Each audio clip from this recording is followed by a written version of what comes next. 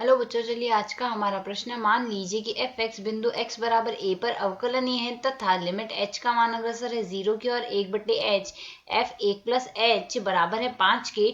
तो f dash 1 का मान है क्या है। हमें यहाँ से f डैश 1 का मान ज्ञात करना है। तो यहाँ से इस प्रश्न को करने हेतु हमारे पास यहाँ से हमारी मुख्य अवधारणा कार्य करेगी। मुख्य अवधारणा यहाँ से हम लेके चलेंगे। यदि हम यहाँ से f डैश x लिखना चाहें तो f डैश x हमारे पास क्या लिखा जाता है, लिमिट h का मान अग्रसर होता है 0 की और f यहाँ से यह लिखा जाता है x प्लस h माइनस में आता है एफ एक्स बट्टे में हम लिखते हैं यहाँ से h। यह हम यहाँ से दायां अवकलज कुछ इस प्रकार ही लिखते हैं। और यदि फलन अवकलन नहीं होता है तो दायां अवकलज बराबर बायां अवकलज ही आता है। तो यदि प्रश्न के अनुसार देखें, हमने यदि f डैश 1 निकालना हो तो f डैश 1 बराबर हमारे पास क्या लिखा जा सकता है, लिमिट h का मान अग्रसर होगा 0 की ओर। यह आ जाएगा f 1 प्लस h माइनस में आएगा f 1 बट्टे में आ जाएगा हमारे पास यहाँ से h।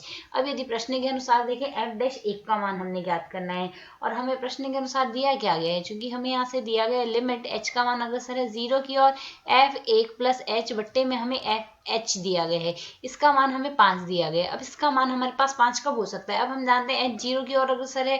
तो यहाँ से यह हमारे पास तभी संभव है जब हमारे पास यह रूप 0/0 रूप में आए, फिर हम इसे लॉपिटल नियम या फिर एल हॉस्पिटल नियम लगा के इसे सरल करें।